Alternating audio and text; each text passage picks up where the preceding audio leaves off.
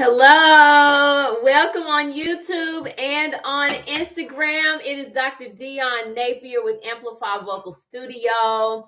I am going to do a live today talking about your contemporary head voice. So, for those of you all who are new to my channel, I am an 11-year classically trained singer in university turned commercial style voice coach, specifically to opera singers and bel canto voice teachers.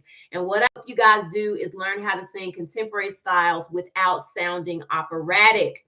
So, welcome to you guys. If you're a contemporary singer that follows me and that's on this live, you're welcome to stay. But just know that my larger context of what I'm talking about is geared toward professional level opera singers and bel canto voice teachers who are wanting to expand their skill set to learn how to not just sing classical, not just teach bel canto technique, but also to teach commercial style. So, hello, everybody.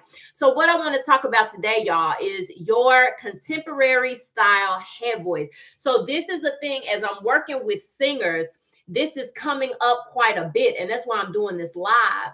It's like especially my ladies, they're used to singing head voice only in a classical operatic context. Now you're singing commercial style music and you're not exactly confident and you're not exactly sure how that head voice or where the head voice fits now that you're not singing opera arias. So I want to talk about that and give you some insights and some ways that you can really shift your oral perception and more. So when we say not sounding operatic, I want to take a minute to just define that. What does that mean? Okay, when we say not sounding operatic, typically in opera singing, head voice is a pure head voice. Now, I'm not saying there is no other resonance that's mixed, because it is, but primarily opera style singing is characterized by a head dominant sound quality. Okay, so with that, you're going to get continual vibrato. Okay, we're defining what it means to sound operatic. Continual vibrato, tall round vowels, pure head voice with no mix. Usually, that's what I just said, that pure head voice, and then full resonance without much variation. Okay. Now, of course, we vary dynamics in opera, but typically we're singing with like that full throated resonance a lot of times because we're having to project over an orchestra. So it makes sense, okay, for the demands and for the performance practices. Now, when you cross over to sing commercial style and you're doing head voice in a commercial style, rarely is head voice pure head voice. Okay, that is distinctly classical. So usually it is a head mix of some sort, or you are employing breathiness and falsetto to produce head-like qualities. Okay, I'm gonna say that again. In a CCM context or a commercial style context, you're rarely using pure head voice, but usually it's a head mix, and you're using breathiness and falsetto to give off head-like qualities in the tone. Okay, so let's break this down.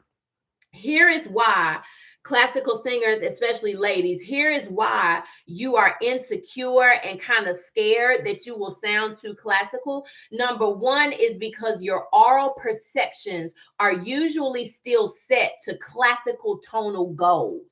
What do I mean? I mean, you're not listening to contemporary style head voice enough to have those sounds in your ear. So all you think when you hear head voice is super high notes and the classical descriptions that I just described. Okay, so that's one reason. Now I'm not going to highlight the problem without giving you the solution. But right now, I just want to give you insight as to why you're kind of nervous about singing head voice in a classical context. So we've got to strengthen your oral perception listening to commercial style music again. Okay, because again, you've been training classically, you've been in one box, and you've kind of gotten away from commercial style, of course singing, but also sound aesthetic. So we got to retrain those ears. Okay, another reason why you're feeling insecure about head voice in commercial style is because your voice is only conditioned for maximum projection and you don't know how to sing it a different way. What I mean is that typically with opera, the vocal cord coordinations are kind of just, like I said, everything is kind of full resonance. But in commercial, you need to switch off. You need to do thin mix. You need to know how to do a heavy mixed belt. You need to know how to make breathy tones with falsetto. You need to know how to make edgy tones. Do you know what I'm saying? Of course, there's the dynamic variation. And so you've gotten away from that singing classical. So that's another reason your vocal cord muscles are not used to switching off to these different vocal cord coordinations anymore. And you've got to learn how to redo that. Okay. And those are the only two that I had. Now I'm going to give you some ways to fix it. So the other thing that I was thinking too, why you're insecure as it pertains to oral perception, commercial style head voice is usually not extremely high like we sing in opera. Usually. Now, of course, we got the Mariah Careys, we got the who else? Shantae Moore, people that do whistle tone and do the extreme highs and stuff like that. Like that's a part of their package and their brand. You have that periodically, but usually in the context or in the frame of mind when we think about tessitura, y'all know what I'm saying, in opera, like where the range sits right in a song. Usually in commercial style music, that stuff ain't sitting in an extremely high place like in classical. Usually for them, when they are singing head voice tones, it's hitting anywhere between like C5 and maybe F sharp 5, maybe G5, something like that, that little range. That's considered head voice. So for a classical singer, that ain't really high for us. So what that means is that you have to learn how to get that mixed coordination together, because you have to be in some type of mixed coordinations when you're singing from C to G5. It can't be pure head voice. Otherwise, you're going to sound classical. I hope I'm not leaving y'all. I hope that makes sense. Can y'all give me some hearts or give me something? Now, I'm going to give you some examples, but I just wanted to lay the groundwork so that you have some understanding as to why you're nervous about your head voice in commercial style. So now, what do we do about it? Okay, somebody's giving me some hearts, so I hope y'all are understanding. So what do we do about it? The first thing that you can do about it, okay, got it, makes sense. Thank you. The first thing you can do about it is to start listening to commercial artists using head voice. Okay. Again, this is going to strengthen your oral perceptions again. So who can you listen to? Listen to Patti LaBelle. Listen to Tamia. Listen to some of Ariana Grande. She does that head voice thing. Listen to Kelly Clarkson. Listen to Kristen Chenoweth.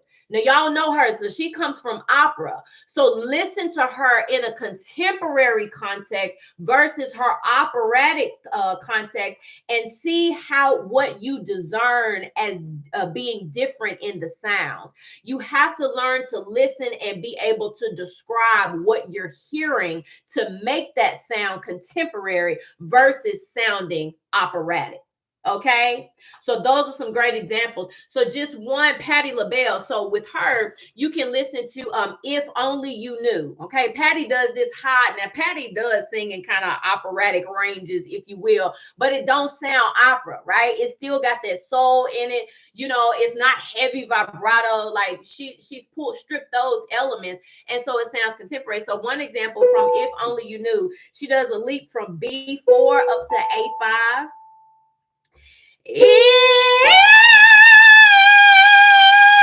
Right? Now that's more of an operatic range for us classical singers. That's an A5. But Patti is not, right? That's opera. She ain't doing that. She's singing in straight tone. I'm sorry. And then coming off. Okay? So here's what you can do. I just wanted to show you that so you can hear it. Okay, so the key is, y'all, to make it sound less classical, straight tone is a great choice to make it sound less classical. And then you also want to make it sound speech like. Speech like, speech like. You got to keep that in the forefront of your mind, opera singers. It has to be speech like for it to not sound distinctly classical, okay? Regardless of where you are in the registration, if you make it sound speechy, it's less likely to sound classical. So an example of what you can do to strengthen your contemporary head voice, right? And build confidence around that. So you could do an exercise. I'll just do a go. Now I'm going to start on, where am I going to start? I'm going to start on D5. Not extremely high, okay? This is an upper mixed voice range, but in contemporary, they write a lot of the stuff right here, okay? So you got to know how to sing it without sounding classical and flipping into head voice. So an exercise is on a go. Go, go, go, go, go, go, go. So as I'm doing this, I'm making it speechy. I'm not doing go, go, go, go. I don't have those tall vowels. I don't have the continual vibrato. That's classical. That's opera style traits. I want it to be speechy. Go, go, go, go, go, go, go, go. You see? Go. Take it up.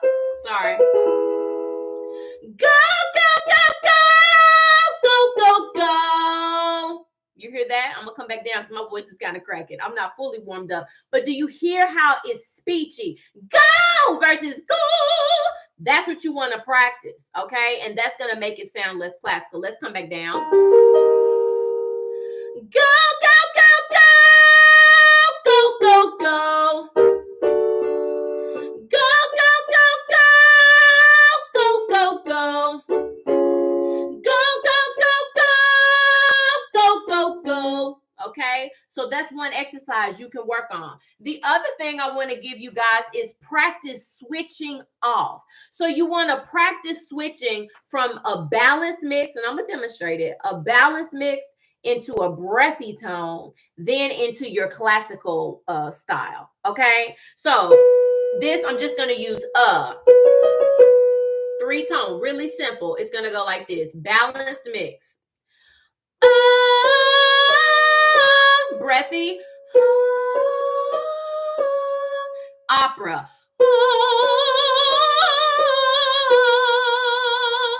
You see what I just did there? So on the balanced mix, there's a little more resonance, right? But it's still not classical. It's still more speechy.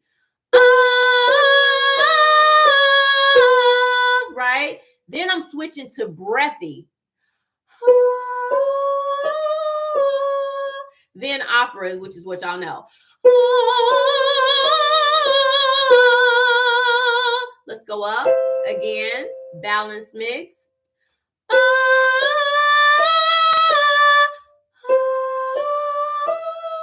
That's breathy. Now opera.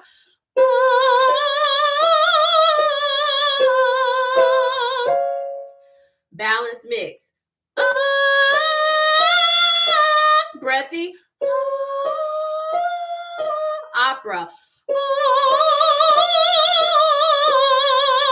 Y'all see what I did right there? Thank you for the hearts over here on Instagram. You see what I did? So you're training your vocal cord muscles to sing it a different way. You're not just stuck in one default setting of everything is full-throated, full resonance, full vibrato. No. You're now training your vocal cords to do different coordinations. So in the balanced mix, it's a straight tone essentially. And it's an almost like a cry. I forgot where I stopped. I'll just start right here. Okay, that's the balanced mix. It's kind of full of resonance, but it don't sound classical, okay? And then the breathiness, of course, you got lots of air coming through the vocal cords, okay? They're not fully coming together. It's just breathy. Now, this one, let me stop while I'm talking about breathy, because breathiness is also an area where you classical singers are struggling because you don't do breathy tones in classical, but in commercial, it's used for style elements. So you got to get used to that breathy, weak, vulnerable kind of sound, and your brain has got to now register this is an okay sound to make. This is an acceptable sound to make. This is not wrong to sing like this when I'm using it for style purposes. Do you see what I'm saying? So don't let the mentality, or don't let your mind like get you distracted when it comes to breathiness. And you have to intentionally practice this coordination. It's just letting a lot of air through the vocal cords. And then opera.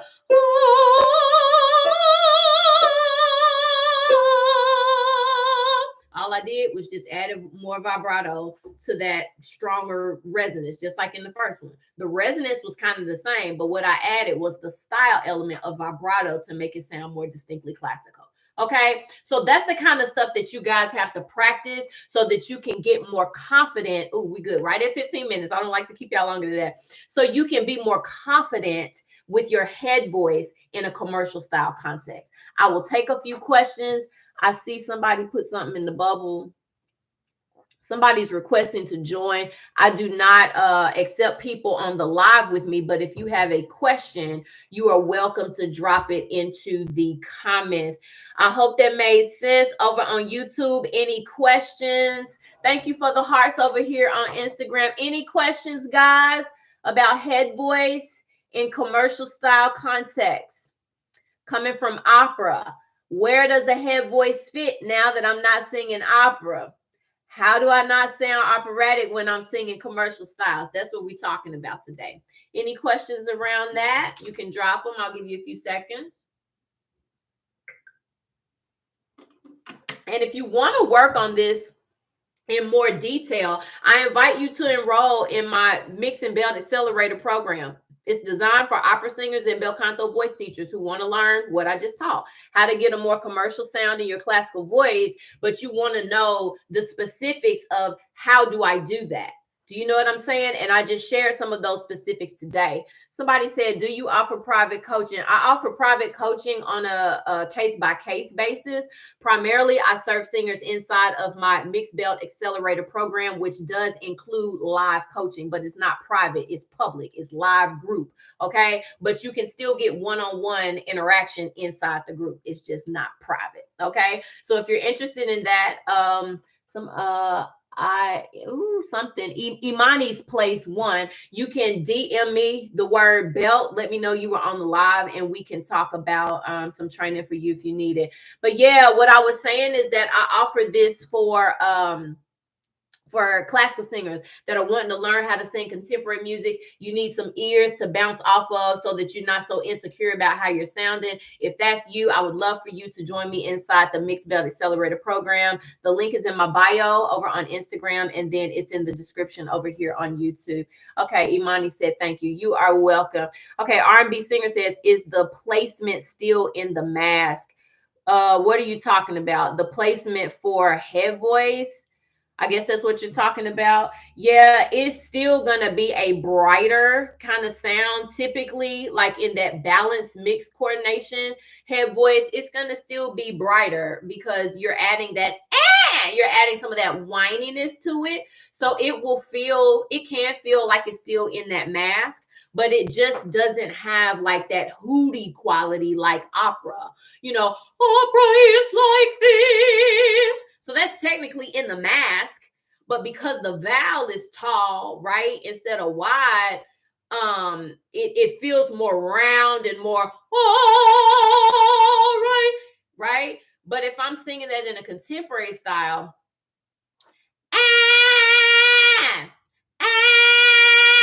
right, it's still in the mask, but the vocal tract is different. Okay, so it's going to give a different color and a different tone quality. I hope that makes sense. Somebody said, let's see. Somebody said head voice or chest voice, which one is best? It's not a best. Both of those are registers that every singer has access to. Chest voice is spoken range. Head voice is typically not just spoken range, but you use those based on the style choices that you want to employ. So it's not that one is better than the other. So it's not a better or best kind of question there. It's just which one best presents or paints a picture of what I'm trying to say or communicate. That's all it is. Thank you for the hearts. Somebody said, do you post these lives for reference purposes?